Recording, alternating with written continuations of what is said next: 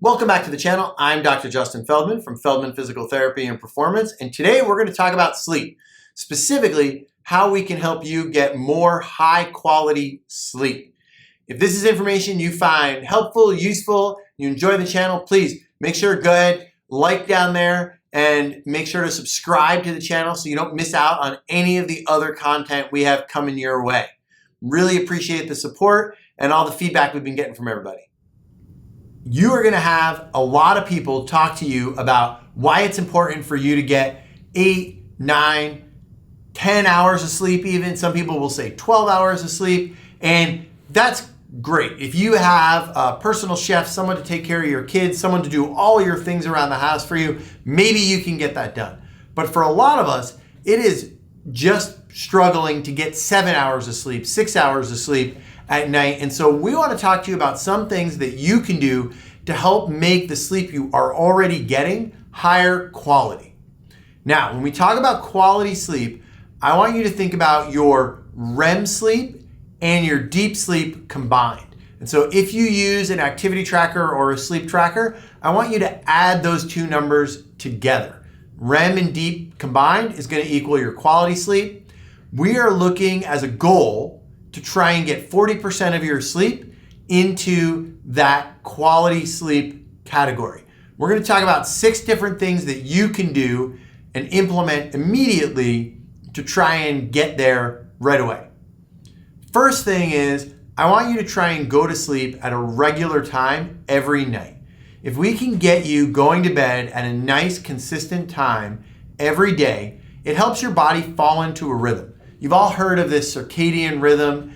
Well, that's the rhythm that your body wants to get into in order to get you to sleep. And the thing is that your body functions in a rhythm for many functions. You will be hungry at specific times of the day. You will start to get tired at specific times of the day based on your daily habits. And what we want to try and get you to do is, by going to bed at a regular time every night, when you do get into bed, your body's already prepared for bed. It's already released some of the neurotransmitters to help you fall asleep, and that allows you to fall asleep faster and get into that deeper sleep stages quicker and stay there for longer.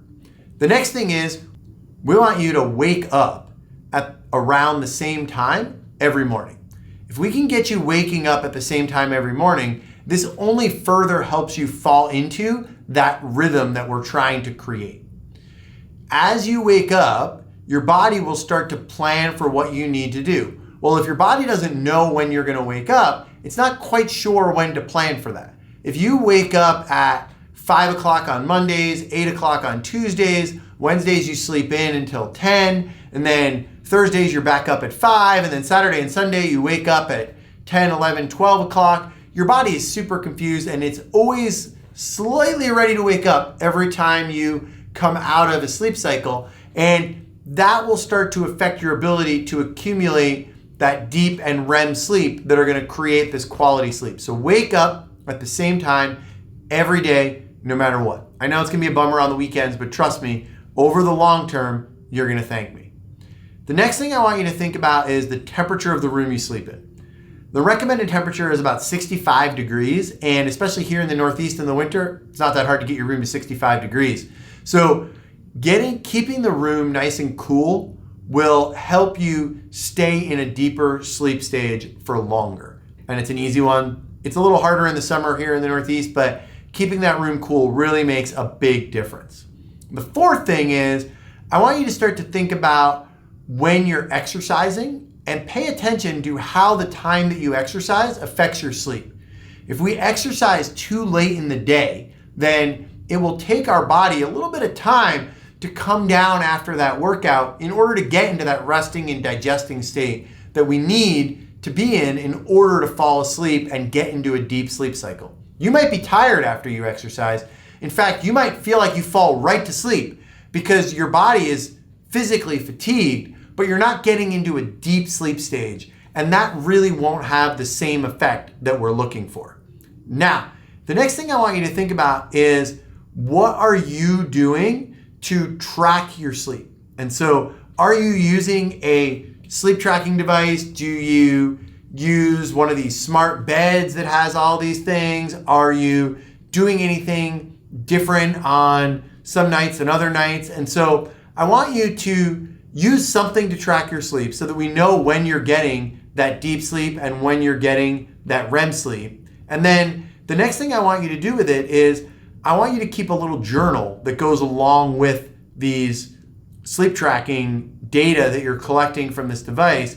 And what you're going to get from the data is this is going to help you figure out where you are making changes that are having the biggest effect. And so as you track things, give yourself a couple days to fall into a habit and then see what happens, see how it does, and see where we go.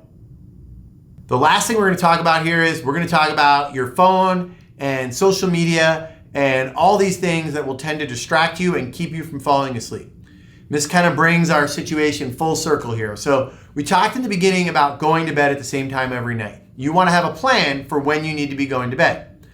Problem is, if you have a plan for when you need to be going to bed, and then on the other side, you are about to go to bed and you check your phone and then you see you got an email and then you see something that annoys you, well, it starts to get your body out of that resting and digesting state that we're really trying to help you establish before you get into bed.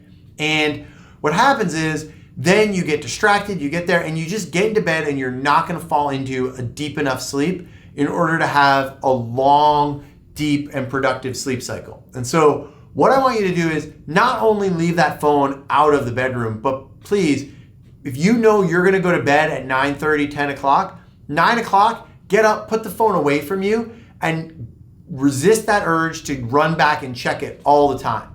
I'll put my phone on Do Not Disturb. I think the latest model of the iPhone operating system has a great feature, which we'll work on getting another video out and how to use this and how we recommend setting it up, where it sort of walks you through your evening routine and what you should be doing so that it actually makes it hard to use your phone after a specific time once it knows when you're looking to fall asleep. So try and get rid of those distractions. Sometimes it's an iPad or a computer, any of those things right before you go to bed so that you're not messing up all the other things you've set in place in order to help yourself get that better sleep. Those are our 6 recommendations to help you get better quality sleep. So remember that quality sleep is your deep plus your REM sleep, and we are looking for about 40% of your total sleep to be quality sleep. Any questions, please feel free, let us know. Throw some things down in the comments. I want to know what your tips and tricks are.